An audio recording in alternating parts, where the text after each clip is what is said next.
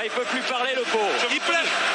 J'avoue qu'on y croyait, mais je croyais pas que ça allait à tour d'eau comme ça. Et rebonjour les amis, bonsoir, buona noche. On peut sortir toutes les phrases, toutes les expressions. On est tellement heureux encore une fois de se retrouver avec Naïm. On ne s'arrête plus, mon ami El Gringo. Comment il va? Oh, je suis déjà parti dans le menu. Je suis déjà rentré dans le game, Gringo. Ah bah écoute, ça va très bien. On finit ce mercato de la plus belle des manières avec une recrue très très intéressante et qu'on va décortiquer avec nos experts Serie A.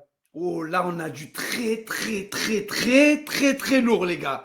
On a, bon, vous le connaissez maintenant dans la chaîne, il est très apprécié de nos followers, j'ai envie de dire, Naïm, et de tous nos abonnés. Marco Di Maio, comment il va, mon ami? Salut les gars, tout va bien, impeccable. Content d'être avec vous ce soir. Marco, toi, c'est la Juve. Ah oui. C'est le plaisir ce soir. On a la chance d'avoir David Milan Bonjour Post. tout le monde. Comment il va, Bonjour David? les fratés, comment ça va? Bonjour Annie Juventus. Ciao. David, que tu te présentes un petit peu à nos abonnés. David, Milan Post, dis-moi tout. Donc moi c'est David, le fondateur de Milan Post, une page sur Twitter que j'ai créée en 2015 qui réunit maintenant 225 000 abonnés sur les réseaux sociaux.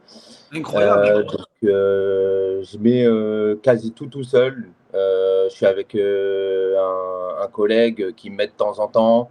Mais je fais quasi tout seul, tout écrit en anglais, tous les graphiques. 225 000 abonnés tout seul? Ouais, 225 000, ouais, c'est bientôt les 230. Attends. Ah, nous, on fait les marioles, l'ami toi, on a 90 000 abonnés. Sur Twitter, on est 8, frérot. Qu'est-ce que tu racontes? Mais moi, je suis tout seul, mais dites-vous que tous les matins, après, c'est un travail d'être seul tous les matins. Je lis la Gazzetta, Tutto Sport, Corriere dello Sport. Je mets toutes les infos, les infos plus intéressantes, mais c'est un boulot matin, midi, soir. Donc, je me réveille tous les jours à 7 h du matin pour avoir les journaux, parce que je les ai en avance, les journaux aussi, avant qu'ils sortent en kiosque. Donc, je mets toutes les infos. Donc, c'est un vrai travail. Donc, tout le montage vidéo, tous les graphiques à faire. Donc, tout seul. Tout seul. J'ai un collègue qui m'aide de temps en temps pour les jours de match, pour faire les conférences de presse et autres interviews. Mais sinon, je fais tout seul. Après, c'est une longue histoire. J'avais une équipe avant, mais il y a eu des couacs. Donc, après, j'ai préféré faire tout seul parce que comme ça, je sais que c'est carré en fait. Parce que je peux compter que sur moi-même. Il faut le rappeler à ceux qui nous suivent, même sur les réseaux sociaux, gérer une page dès lors que tu commences à avoir beaucoup d'abonnés, c'est des messages, des DM en non-stop. Pendant les périodes de mercato, je t'en parle même pas. Peu importe l'événement, tu reçois énormément de messages. Nous, on est, pour te dire, nous, on est 8 à la Minute OM. Donc, et même à 8, des fois, on dit, putain, on n'a pas le temps, les gars, on n'a pas le temps. Tellement il y a de... Donc, écoute, là, on est là ce soir pour parler de l'international algérien. Alors, c'est la surprise, c'est le grand Mehdi Benassia qui est venu se servir au Grand Milan. Un compatriote Benassia. Ouais, et nous, on est un peu sous le choc du côté de l'Olympique de Marseille. On le voulait cet été. Mais pour moi, Benasser, il y a quelques temps dans ma tête, c'était Real de Madrid, c'était Barcelone, c'était top player. Donc, la question. On a refusé des offres phénoménales sur Benasser. On a refusé. L'année du Scudetto, on avait refusé 50 millions de tous les grands clubs, PSG, City, Arsenal. Arsenal, ils voulaient le récupérer parce que de base, c'est un joueur qui était formé à Arsenal. Très peu de gens le savent. Il a joué même pas 1 ou 2 matchs, et encore, c'est des matchs amicaux. C'est même pas en première ligue. Donc, non, Benasser, c'est une grosse surprise qu'ils partent en janvier, comme David et Calabria, parce que moi, je m'attendais qu'ils partent en juin, les deux, pour avoir aussi un au revoir, on va dire, comme chaque année à San Siro, parce le dernier match, on fait les adieux, on fait les choses bien. C'est comme ça, après, il intègre l'effectif en été, mais ça a été très grosse surprise. Hein. Même au début du mercato, on n'en parlait pas du tout de Benasser à l'OM. On en parlait, j'ai un journaliste italien qui m'a envoyé un message, qui m'a lâché la bombe en rumeur sur Benasser à l'OM. J'y croyais pas trop parce que partir en janvier, en court saison, sachant que le Milan Pour trouver un remplaçant, c'est toujours difficile. Parce que de base, si on a Milan voulait il voulait vendre Bennacer cet été, mais la condition c'est qu'on recrute Manu Koné. Sauf que Manu Koné, il est allé à l'AS Monaco et en fait c'est ça qui a fait qu'on l'AS Roma, l'AS Roma, à la Roma. l'AS Roma, pardon, l'AS Roma. Ouais. Donc en fait c'est pour ça qu'on n'a pas vendu cet été, mais franchement c'est une super recrue pour l'OM. Très content qu'il aille là-bas. C'est un joueur qui a l'ADN de l'OM. Ah bah, écoute, on va en parler. Marco, toi, du côté de la Juve, comment il est perçu, Bennacer, toi, en tant que. C'est pas la même chose d'être tifosi du Milan et de l'avoir dans son équipe et de jouer contre, tu vois.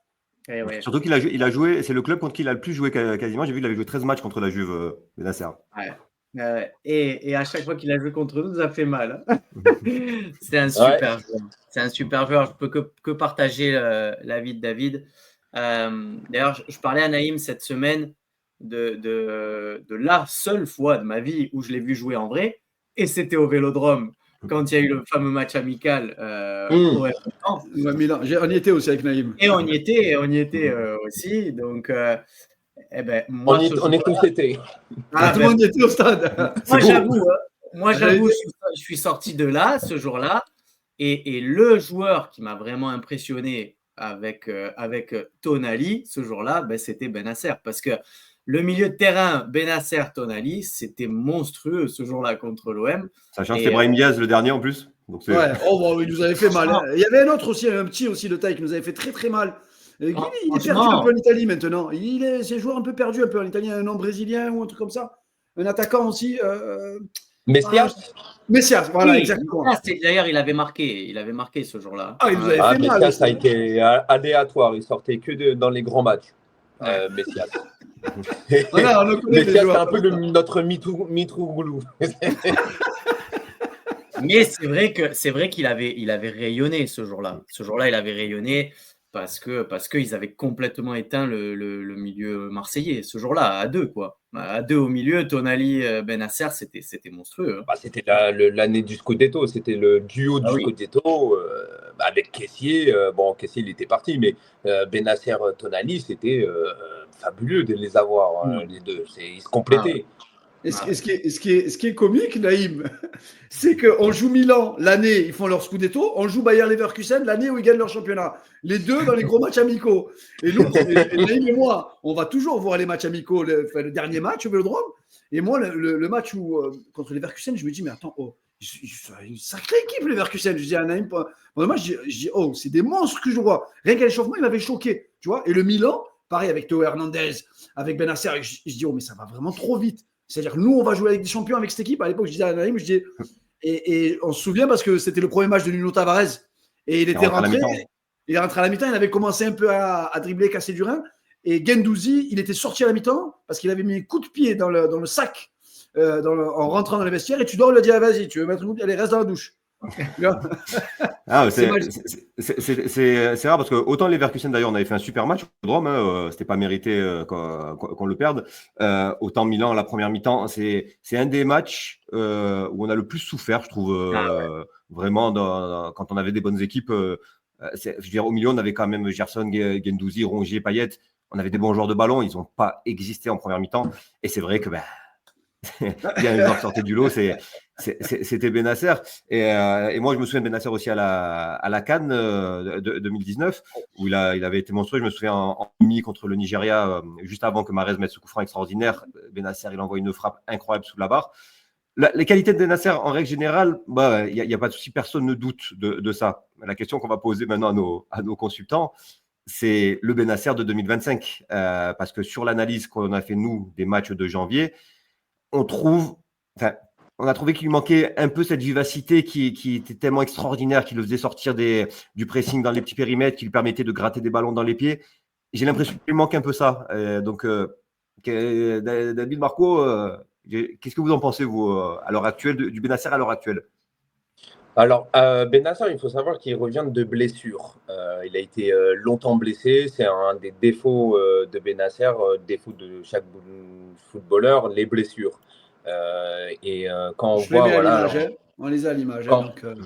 Quand on voit, en fait, il a été longtemps blessé Et là, il est revenu il n'y a pas longtemps. Donc, avec le changement, je crois qu'il n'a même pas joué avec Fonseca. Il a dû jouer 1 ou 2 matchs, mais c'était tout frais. Il était remplaçant même, parce qu'il revenait. Il jouait que 20-30 minutes. Là, on n'a pas encore le BNACR qu'on avait avant, qu'on connaît tous. En 2024, il a 3 blessures. C'est quand même des blessures qui. Ouais, blessures très graves, longues. hein. C'est blessé C'est des avec grosses l'Algérie, blessures, c'est des graves blessures. Ouais. Et C'est nous, on ça. se pose la question, David, est-ce que quand il y a, regarde, on voit donc genou, adducteur, opération de genou, mollet, le mollet, il n'y a rien de pire que le mollet. Ah ouais. Et David, j'avais vu un truc passer, moi, j'avais vu quelque chose passer sur sa réathlétisation et qu'il avait perdu énormément de poids pour revenir vraiment au top de sa forme. C'est vrai qu'il a perdu énormément de poids. Après, il a perdu du poids, mais il a pris en muscle. En fait, c'est un peu une philosophie de Zlatan. C'est perdre du poids et prendre en muscle. C'est le muscle qui fait tenir qui empêche les blessures. Et avec des sources proches que j'ai eues, c'est Benacer, en fait, il s'est bien ressourcé, il s'est bien tout remis à zéro, en fait, pour bien revenir. Alors bon, il est revenu à une période où, en décembre, Milan était un peu dans une vague. Un coup, ça va, un coup, ça va pas. Donc, c'était pas le moment idéal. Et là, Benacer, je pense que… Bon, là, il a dit en conférence de presse ce matin, il n'a pas les jambes à 100%. Oui, Mais d'accord. il est quand même efficace sur les 30 dernières minutes, il peut faire quelque chose. Il a une philosophie d'un Andrea Pirlo, de regarder le jeu, de construire quelque chose. Donc il y a juste les blessures qui l'a freiné, mais je pense qu'il va revenir parce qu'à chaque fois qu'il s'est blessé, il est toujours revenu en fait au top. Il est jeune encore, Benacer, hein, il n'a pas Ouais, 30 ans. il a 27 ans, il disait en conf de presse, et je voulais aussi te mettre aussi sa carrière au Milan. Parce que c'est un joueur qui a tout gagné avec le Milan, finalement. Qui a gagné Scudetto, qui a gagné la Supercoupe, qui a gagné la CAN avec l'Algérie, qui a fait une finale de Ligue des Champions. Je veux dire, là, on parle d'un joueur. Demi-finale. Demi-finale, ouais. Demi-finale, ouais, Milan-Inter, Ouais. c'était la demi-finale, pardon. Ouais, c'était la demi-finale. Heureusement que c'était pas en finale, celle-là. Oh là là, une finale Milan-Inter de Ligue des Champions. J'aimerais pas être à la place de l'un ou de l'autre. Hein. Ce serait loin de Paris. Hein. C'est un joueur qui compte je sais même pas combien de matchs finalement en Italie. Il doit avoir plus de 100 matchs quasiment en Italie. Oui, il en a beaucoup. Benacer, il faut savoir que quand il est arrivé à Milan, c'est après la CAN. Il est arrivé, je crois qu'il est arrivé après la CAN quand l'Algérie l'ont gagné. Il a tout de suite été dans le bain du Milan. Il a tout de suite, il s'est imposé en même pas un mois. Il a effacé tous les titulaires. Il s'est mis avec un duo. On voit, Avec, il arrive en 2019, il fait 31 matchs dès le départ. Hein, première saison. c'est ça. En première saison, c'est rare de faire une nouvelle recrue parce que Benacer, il faut savoir qu'il vient de Empoli. C'est pas un club qu'on connaît tous, mais on l'a mis en confiance tout de suite. Après, on avait des mentors à cette époque. Donc, c'est ça qui a fait la croissance de Benacer. Mais Benacer, c'était un monstre. Je sais qu'il va revenir. Parce que comme je l'ai dit, à chaque fois qu'il était blessé, il revient toujours en force. C'est pas quelqu'un qui lâche. Il a une bonne philosophie, il a une bonne mentalité, il est bien entouré, que ce soit les supporters, que le soutien qu'on lui donne, la famille, l'équipe, les dirigeants. J'ai même l'impression, David, tu m'arrêtes si je me trompe, mais c'est un patron. Je le vois prendre la parole au milieu du groupe du Milan pour donner un peu de la voix. En conférence de presse, on a l'impression d'un gars un peu, tu vois, pas très à l'aise, pas trop envie de s'exprimer. Mais sur le terrain, j'ai l'impression que c'est le boss. Ah oui, il fait partie des mentors du Milan. C'était les joueurs avec Théo Hernandez, Maignan, Leao, les joueurs les plus anciens, les plus entre guillemets expérimentés, les derniers qui ont gagné le Scudetto il n'y a même pas 3 ans, alors que maintenant la moitié de l'effectif, toute l'équipe, ils sont tous partis. C'est les seuls. En fait, lui, c'est un mentor. Ça va être un mentor pour tous les jeunes. Que ce soit les supporters de Marseille, les jeunes, ils vont s'inspirer de lui. Niveau mentalité, je pense qu'il n'y a pas de souci à Marseille. Hein. Surtout Marco, si tu devais le comparer, Marco, à un joueur par rapport à toi qui a joué avec qui a vu la Juve jouer contre le Milan, c'est quel type de joueur, quel type de milieu récupérateur? Après, on verra je vais vous le mettre la heatmap, tiens, je vais vous la mettre maintenant, au moins ça nous permettra de voir un petit peu le profil de joueur. Marco, comment tu le définirais, toi? Alors, joueur très athlétique, court énormément. Je regardais encore tout à l'heure des vidéos, là, Naïm tout à l'heure parlait des récupérations de balles, c'est monstrueux. En fait, au niveau récupération de ballon, c'est vraiment phénoménal. Et dans ses meilleurs moments et dans ses meilleures années, c'était vraiment le gars qui ratisse les ballons vraiment de tous les côtés. Et un joueur hyper dynamique. Et honnêtement, ce que je trouve vraiment très intéressant chez Bennacer, c'est qu'il arrive quand même à allier de manière très équilibrée le fait d'être un très bon récupérateur de ballon, un joueur très dynamique, avec quand même une bonne technique aussi. Une bonne technique. Donc, sincèrement, un joueur vraiment, pour un milieu de terrain, récupérateur, c'est vraiment un joueur hyper complet. C'est un joueur qui a vraiment de très très belles qualités. Hein. Et, on avait l'impression qu'il avait un peu parfois du Verratti dans le jeu sous pression. Tu sais, quand vraiment sur les sorties de balles, quand il y a du monde qui vient le presser, on dirait qu'il n'a pas peur, que vraiment il ose et que souvent il ressort le ballon proprement. Tout à l'heure, je ne sais pas si David, tu confirmeras ce que je dis, mais tout à l'heure, sur quelques vidéos que je revoyais là, de certains matchs en particulier, je me suis rendu compte d'une chose que je n'avais pas forcément toujours remarqué chez lui, c'est que c'est un joueur qui a une super protection de balle. Il a vraiment une super protection de balle. Et du coup, très régulièrement, tu le vois en fait ressortir des ballons parce que justement, avec son corps, il arrive à très très bien protéger le ballon après l'avoir récupéré et il arrive à relancer très régulièrement le jeu de manière très propre. Tout à l'heure, David parlait aussi d'une excellente vision du jeu. Mais c'est vrai, hein, alors c'est vrai que la paire Tonali-Bennacer, c'était souvent plus Tonali qui faisait le Pirlo que Bennacer, mais c'était quand même un excellent complément.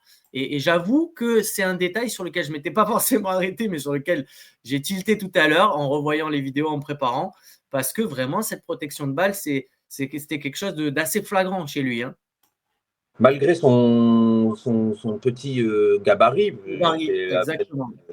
À 1m67, il a 1m74, il arrive à faire une protection de balle contre des équipes comme l'Inter face à Lukaku. Lukaku, il n'arrivait pas à prendre le ballon, il y avait un match. Mais Lukaku qui fait 10 mètres, c'est Gandalf contre Frodon.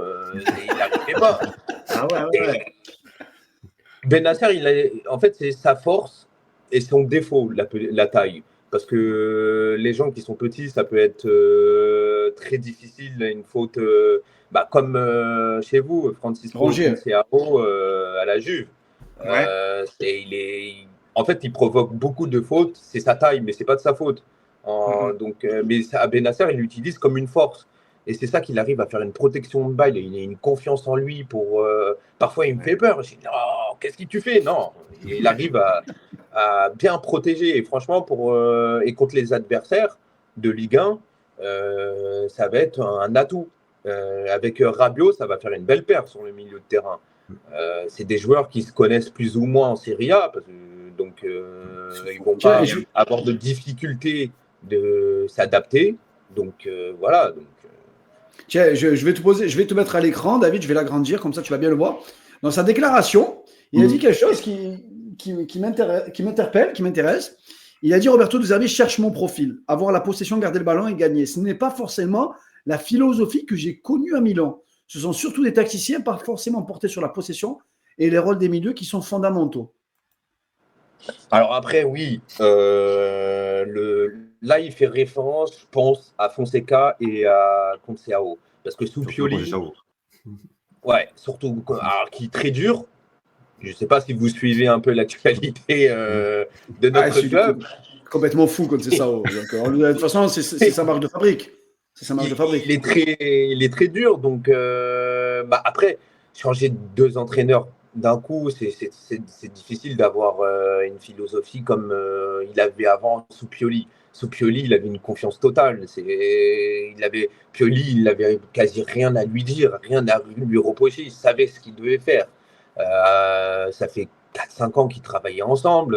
Là, avec Fonseca, il faut s'adapter. Bon, il a joué 2 matchs avec les blessures, mais avec Conceição, qui joue un football un peu plus offensif que Milan, c'est plus dans la possession avant. Donc là, il y a plein de choses qu'il faut avec De Zerbi, qui quand il était à Sassuolo, c'était un peu le même profil de Bennacer. C'est un très bon coach pour lui. Donc il a dit même en conférence de presse qu'il voulait être entraîné par De Zerbi. Ouais, tu confirmes on parlerait qu'il y a eu embrouille entre Conceição et Bennacer. Hein. Alors, est-ce que c'est vrai? Est-ce que c'est pas vrai? En tout cas, certains médias transalpins expliquaient que à la mi-temps de l'Inter, à la mi-temps du Milan-Inter. Alors oui, il y a eu parce que il y a eu une embrouille parce que le jeu il n'était pas la première mi-temps catastrophique la première mi-temps du Milan. Moi j'ai regardé ils ne sont pas touché le ballon. Je veux dire, l'Inter, ils peuvent gagner 2 ou 3-0 à la mi-temps s'il n'y a pas les buts refusés. Oui, j'étais comme ça. J'ai dit, oh là là.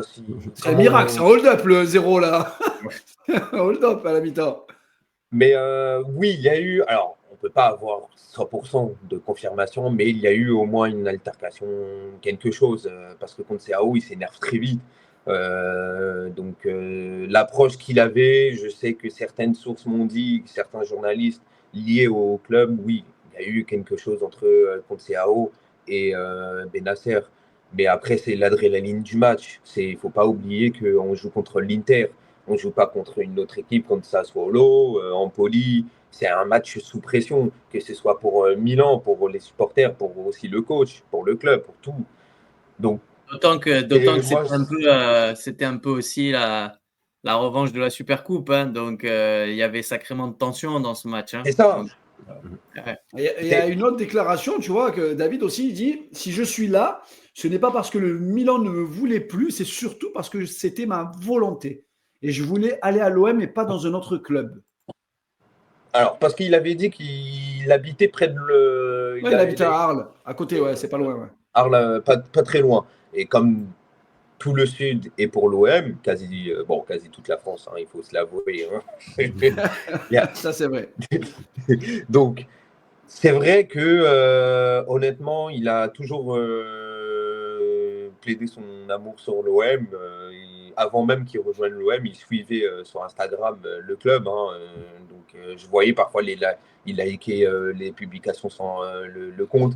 Et il nous suit, les gars. Sachez-le, pour ceux qui sur les réseaux sociaux, il suit la Minute OM. Je tiens à le préciser. Il a déjà commencé à suivre les comptes.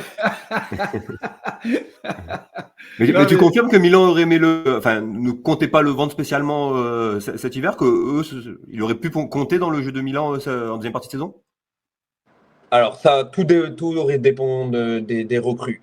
Parce qu'on a recruté quand même Warren Bondo de Monza, qui était avant à Nancy, pour les connaisseurs en France. C'est pas le même profil du tout par rapport à Bennacer. C'est pas le même profil, mais sachant que là, actuellement, avec Reinders et Fofana, il y a une sacrée concurrence. Après, il faut savoir que Bennacer, il revient de blessure. Alors, le problème des blessures, c'est plus du côté du Milan, pas du côté du joueur. Parce qu'il y a un temps où on avait au moins tous les jours des blessés. Je ne sais pas si tu te rappelles, Marco.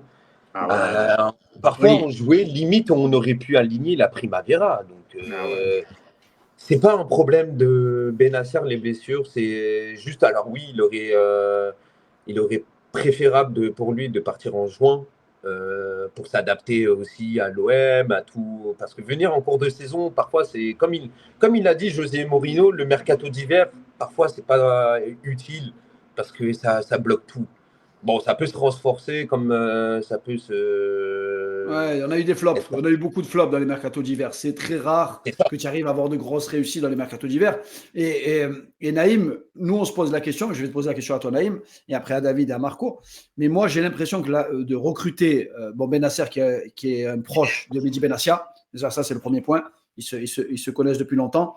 Mais j'ai l'impression que c'est pour préparer l'année prochaine, Naïm. Je me trompe ou pas? Je pense que ça fait un peu partie de la stratégie. Oui. Alors, d'un côté, il y a le côté énorme joueur. S'il revient à son top, c'est un joueur qui, de la même manière que Rabiot, Højbjerg ou Greenwood, en théorie, n'est pas calibré pour l'OM, mais pour largement plus haut. Donc, il y a le côté opportunité. Mais je pense aussi, d'autant plus que, en fait, on a un milieu qui marche bien là, actuellement. Rabiot, Højbjerg et Rongier, ça fait partie des grosses satisfactions. Donc, ça enlève de la pression sur Benacer qui a le temps de revenir tranquillement à son meilleur niveau. Pas comme s'il devait jouer de suite et être performant de suite pour justifier son transfert. Donc, je le vois à moitié dans cette optique-là. D'un côté, oui, il a tout son temps tranquillement et sûrement qu'il arrivera à son prime l'an prochain avec une bonne préparation. Mais d'un autre côté, c'est quand même un énorme joueur. Donc, tout dépendra de s'il revient à son meilleur niveau et quand. Dès qu'il est à son meilleur niveau, il n'y aura pas de discussion possible et il jouera, même si c'est dès cette année. Et c'est pour ça, regarde, David, je t'ai mis la map pour comparer Rongier et Benacer, en fait. Hein. Le Benacer de 2023-2024 et le Rongier de cette année. On est sur du, je ne vais pas dire du copier-coller, mais on est proche. C'est des profils en plus avec des petits gabarits, des profils très mobiles, des profils qui reviennent de blessures, les deux. Rongier n'a pas fait plus de 60 minutes cette saison, après une grave blessure un peu comme Benacer. Est-ce que toi, David, Benacer, dans son profil, on est plus sur un 6, je reste devant la défense et je permets de couper un maximum de passes et de trajectoires, sachant qu'à l'OM, le championnat italien est un peu différent du championnat français. Le championnat français est vachement dans la transition rapide. On joue avec des équipes très explosives athlétiquement et l'OM joue très très haut et laisse des espaces monstrueux dans son dos. Moi, j'ai vu, David, je voulais avoir ton avis là-dessus, parce que moi, j'ai vu Milan-Inter et j'ai vu un Benacer avec le ballon, pas de problème, hein, toujours aussi à l'aise, facile, perd peu de ballon. C'est même lui qui lance sur le but de Renner, c'est lui qui lance Léao. Mais sans ballon, par contre, j'ai trouvé énormément de difficultés. C'est-à-dire j'ai trouvé qu'il mettait du temps à se replacer, que physiquement, il était encore à des années-lumière de ce que je l'avais vu faire il y a encore quelques années en arrière. Est-ce que tu as cette impression toi aussi qu'avec ballon, toujours fort, parce que c'est un joueur très à l'aise, mais sans ballon, encore très très loin de son niveau? Alors oui, non, parce qu'en fait, oui, il revient de blessure, il faut qu'il s'adapte au nouveau schéma, parce qu'il a quasi même pas joué 1 ou 2 matchs au début de la saison, en septembre, en août. Donc il n'a pas eu le temps de se perfectionner dans le schéma de Fonseca, qui joue un football différent que Pioli. Mais là où il sera plus efficace pour l'OM, s'il va jouer plus, c'est plus un milieu de terrain à la Pirlo qui joue près de la défense. En fait, il va créer le jeu, il va créer des espaces. Face à l'Inter, le problème, on n'avait pas assez. Les joueurs de l'Inter, ils étaient bien très compact, très dur à jouer, très dur à jouer. Et franchement, c'était plus facile de jouer face à l'Inter en Supercoupe qu'en championnat. En championnat, j'ai vu une grosse différence qu'en Supercoupe. Après, on n'avait pas beaucoup d'espace face à l'Inter. Les espaces étaient vraiment très réduits. C'était vraiment parce que le marquage, Benacer, il ne trouvait pas.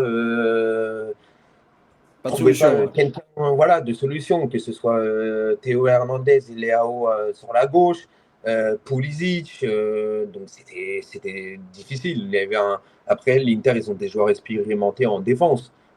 Donc c'est très dur de jouer l'Inter, comme la Juve, mais c'est plus dur l'Inter parce qu'ils ont plus de joueurs d'expérience. Donc Marco, c'est dur de jouer l'Inter pour n'importe qui, je crois, cette année, même en Europe. Hein. Donc, ils ont quasiment pas pris un but en Ligue des Champions. Ils n'ont quasiment pas pris de but, exactement, en Ligue des Champions. C'est un mur. Donc, Marco, je te pose la question parce que Benacer, je vais essayer de le mettre à l'image, il a été titulaire contre la Juve. Donc, il a fait un peu plus de 60 minutes. 2 fois, parce qu'il y a la Supercoupe et le championnat, c'est ça? Comment toi, tu l'as senti, toi, Marco, sur le match entre la Juve et Milan? Je vais le mettre, parce qu'il est… Hop là. Je vais mettre à l'image. Est-ce que vous le voyez? Je vais partager cet onglet. Hop là. Et je vais le mettre ici. Clac. Hop là. Donc, c'est lors de la victoire. Ils ont gagné 2-1 le Milan contre la Juve. Ouais. en Supercoupe. Bon, c'était un match un peu bizarre, hein, j'avoue, parce que la Juve, ils ont dominé pendant une bonne partie du match. Et puis après, il y a eu des faits de jeu qui ont vraiment fait basculer le match. Milan, ils ont été intelligents, hein, et opportunistes, mais ils ont très, très bien joué le coup. Après, en championnat, par contre, la différence, elle a été assez flagrante, je pense, parce que la Juve a fait un très bon match en plus contre Milan. C'était un des meilleurs matchs de la saison, d'ailleurs. S'ils pouvaient jouer comme ça toute l'année, ça aurait été bien. Mais pour en revenir à Bennacer, voilà, on en a beaucoup parlé, mais clairement, hein, après, voilà, on est plus ou moins tous des joueurs de ballon. On sait que il y a certaines blessures desquelles c'est pas évident de revenir en forme rapidement. Je pense que Bennacer, il va quand même avoir besoin de temps de jeu pour arriver à retrouver son vrai niveau. Et je trouve très intéressante la réflexion qu'a eu Naïm tout à l'heure, parce que du fait que l'OM cette année, c'est quand même une équipe qui a un milieu qui est solide, qui est bien construit. Je pense qu'il n'y aura pas cette pression de la performance tout de suite. Maintenant, j'étais en train de réfléchir tout à l'heure, je pensais à vous, là, quand même les supporters de l'OM. Je me disais, je ne sais pas si il y a quelques mois en arrière, vous auriez imaginé la possibilité d'avoir un milieu de terrain avec Højbjerg, Rabiot, Bennacer. Franchement, ça a de la gueule. Mais grave. Non, Marco, moi je le savais, c'est parce qu'on était racheté par l'Arabie Saoudite. Donc je me suis dit, racheté par l'Arabie Saoudite, moi tu me demandes de choisir un milieu, je te prends Rabiot, Højbjerg et Bennacer, tu vois. Franchement, ça a vraiment de la gueule. Ça a de la gueule parce que moi, Rabiot, je connais bien. Højbjerg, on sait quel joueur c'est. Et si on rajoute un Bennacer qui revient à son top niveau, honnêtement, mais milieu, quart de finale Ligue des Champions. Hein. Bon, mais vous allez avoir un milieu de terrain, c'est du lourd. Ce qui est fou, c'est que ces trois joueurs que tu cites, s'ils avaient signé cet été au Real de Madrid pour la rotation, tu vois, pas pour être titulaire, mais pour être remplaçant au Real, ça aurait choqué personne en réalité. Ces trois joueurs-là. Donc de se dire que tu les as aujourd'hui à l'OM, c'est fort. Puis il y a un truc dont on n'a pas trop parlé, c'est que c'est vrai que dans l'esprit collectif, clairement, vu que Højbjerg et Rabiot sont des joueurs de classe mondiale, tout le monde pense que Bennacer, à terme, c'est pour prendre la place de Rongier. Mais Rongier est très, très important dans l'équilibre de l'équipe et dans sa capacité à fermer les passes sur les transitions rapides adverses. C'est ça qui a tout changé depuis qu'il est en place. Et on se pose donc la question, est-ce que Bennacer peut le faire? Mais est-ce qu'il y a aussi la possibilité qu'Højbjerg prenne ce rôle-là? Parce que lui, il est très intelligent, il est très bon pour la fermeture et que Bennacer alterne entre le fait de venir décrocher défensivement pour sortir les ballons à la sortie de balle et être plus à la création un cran plus haut en laissant à Højbjerg le soin de fermer les contre-attaques. Donc, il y a quand même une complémentarité qui peut y avoir même sans que Bennacer soit encore à 100% pour occuper ce rôle juste devant la défense. Et maintenant, si je peux me permettre, hein, vas-y, bien sûr. C'est l'analyse que j'ai moi de l'extérieur. Ce que moi je trouve vraiment, vraiment très intéressant maintenant à l'OM, c'est qu'il y a une réelle ambition. Il y a une réelle ambition et ce qui est vraiment clair, c'est que aujourd'hui, l'OM se donne les moyens. Alors évidemment, hein, vous parlez très régulièrement du travail de Mehdi Benassia, de Longoria. Il y a un vrai changement de mentalité. Et je pense que tout à l'heure, vous parliez de préparer aussi la saison prochaine. Mais là, voilà, on est dans une phase où, en fait, je pense que l'OM est vraiment en train de montrer ses ambitions et de dire, maintenant, il n'y a pas juste qu'un milieu de terrain titulaire. Il faut qu'il y ait des mecs aussi qui soient capables derrière de remplacer. Et que si demain, c'est Rongier qui sort et c'est Bennacer qui rentre, voilà, si demain, c'est peut-être Rabiot qui va avoir un problème, Bennacer, il est là pour remplacer. Enfin, là, on est dans un vrai changement de mentalité. On est en train d'aller chercher pas que des titulaires, mais même des remplaçants qui ont le niveau, parce qu'aujourd'hui, dans n'importe quel grand club, on ne peut pas se contenter d'avoir qu'un bon milieu de terrain titulaire. Il faut aller chercher des bons remplaçants, parce que on le sait, hein, on le sait tous. Aujourd'hui, en plus, avec les 5 remplacements qui sont possibles, honnêtement, moi je sais, hein, on a eu à la Juve des entraîneurs qui le mettaient souvent en valeur, mais aujourd'hui, les remplaçants, ils ont un rôle prépondérant dans tous les clubs. Parce qu'avec cette possibilité qu'il y a, on fait vriller un match avec les remplaçants. T'imagines tellement- que Marco, tu changes 50% de l'effectif. C'est-à-dire Carrément. que dans un match, moi j'ai regardé, tu vois, je me suis amusé à regarder Milan-Parme. Le retour de Milan dans les dernières minutes, les changements qui ont permis finalement ce retour, parce que si tu perds 2-1 à la 88e minute de jeu, je veux dire, le match, il est plié. Il est plié, tu te dis, c'est la merde, le Milan, ils ont du mal à jouer, ça joue, c'est brouillon, je me dis, putain, mais je vois, il a sorti Léao à la mi-temps. Alors, il l'avait sorti Léao à la mi-temps pour le préserver pour le match prochain. Pour le match Coupe d'Europe, parce que pour nous, Léao, moi, personnellement, Léao, déjà à Lille, je trouvais monstrueux, mais individuellement, il a des capacités hors normes pour la Serie A. Mais il n'a pas encore le cerveau qui va avec. Il n'a pas le mindset. Il lui manque ça. S'il avait le cerveau, il serait top 3 au monde. Avec tout le respect que j'ai pour Léao, moi, s'il nous voit, ça se trouve, par l'intermédiaire. Il écoute du rap français. Il paraît qu'il parle très bien le français. Mais bon, ça, vous allez couper au montage.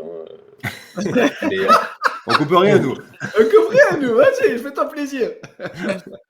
Non, il nous a bloqué sur notre page. Ah merde. Tu l'as allumé. Non, c'est en fait, Léao, le seul truc, c'est il faut pas qu'il regarde les réseaux sociaux, pas qu'il regarde les journaux.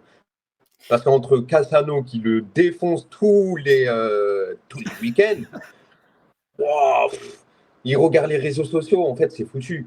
Et un joueur, les joueurs d'aujourd'hui, en fait, Léao, il a une qualité énorme. C'est un joueur qui peut être incroyable, qui peut être au moins dans la liste des ballons d'or, dans la liste des 50 ballons d'or. C'est facile, mais il faut qu'il se concentre plus. Il lui faut un entraîneur comme Conceição qui le cadre bien, qui est dur. Pioli, il était un peu mou, pas mou, mais Pioli, dans l'approche et même dans les déclarations, il prenait toujours la défense de ses joueurs, il prenait toujours la responsabilité à lui-même. Il n'a jamais critiqué un joueur. Que Fonseca, lui, il le disait chaque semaine. Un jour, je me suis dit, il va arriver en déguisement Zorro, ça va être incroyable.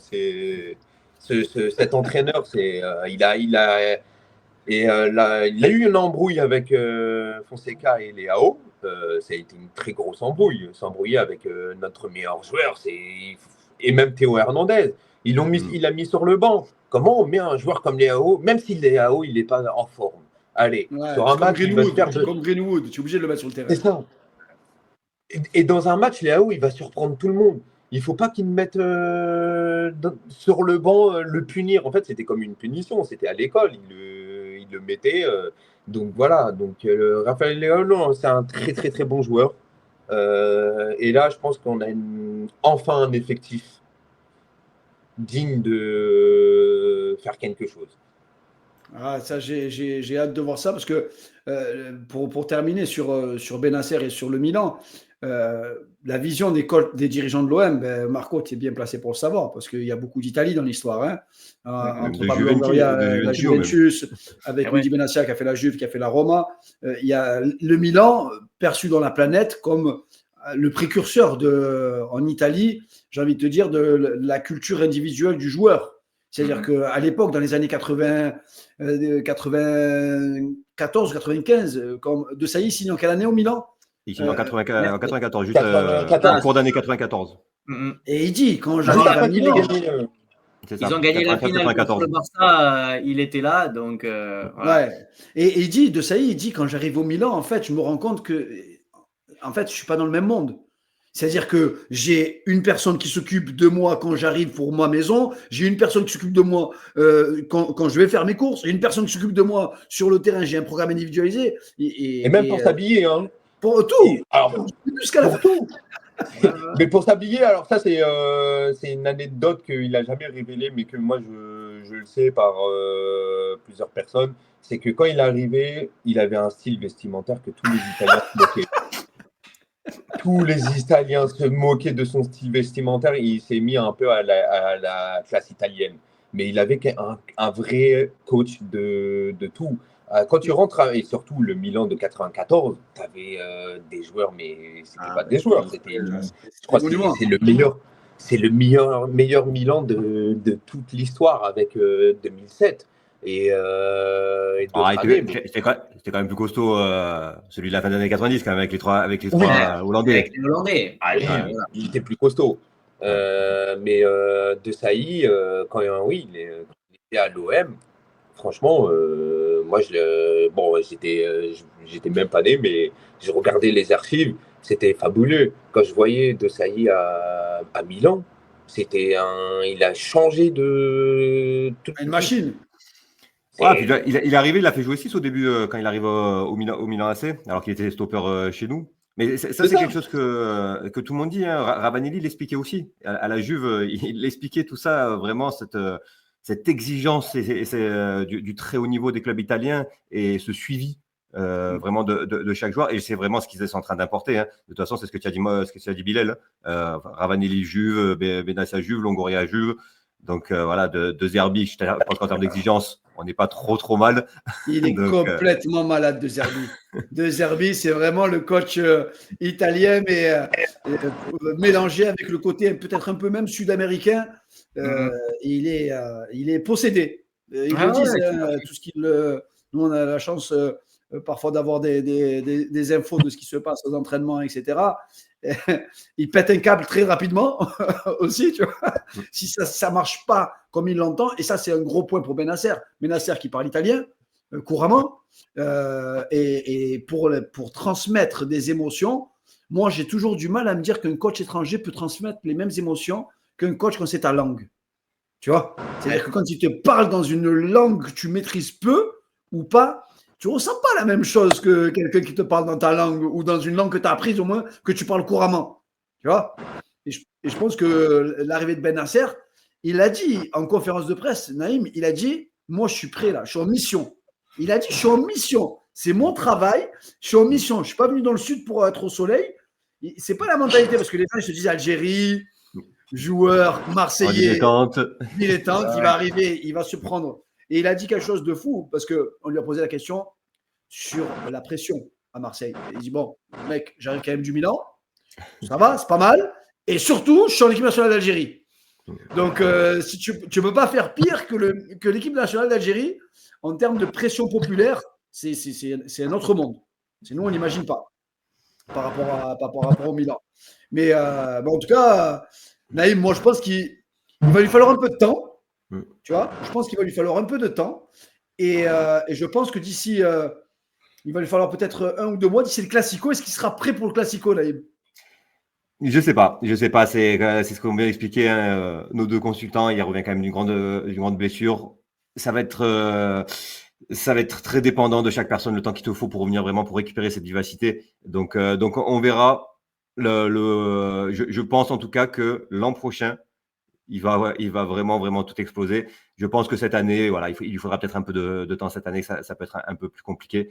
C'est pas grave. Objectif cette saison, récupérer la 2e place, se qualifier en Ligue des Champions et vivre une très très grande saison l'an prochain. Pour conclure sur Benasser, Naïm, et je pense que c'est important de le préciser à ceux qui nous suivent, à ceux qui vont regarder cette vidéo. Donc nous, on est extrêmement fiers de voir ce type de joueur-là signé à l'Olympique de Marseille, mais on est conscient, moi je suis conscient en ayant regardé quand même les derniers matchs de Benasser, que je vois dans toutes les compos Benasser titulaire dès le premier match. Je préfère vous préciser, pour moi, il va le faire comme un peu avec le Milan. Il va rentrer probablement à la 50e, 55e, il va probablement remplacer Rongier régulièrement, mais il n'est pas encore prêt du tout pour arriver en Ligue 1, être titulaire à l'OM dès le départ et jouer 90 minutes. Marco, bonne soirée à toi aussi, David aussi, Naïm, on se retrouve très très vite et encore merci à toi David et longue vie au Milan et longue vie à la Juve et surtout allez l'Olympique de Marseille. Et à l'OM. À tous et allez l'OM. Allez, bon courage. Il ne peut plus parler le pauvre. J'avoue qu'on y croyait mais je ne croyais pas que ça allait à tourner comme ça.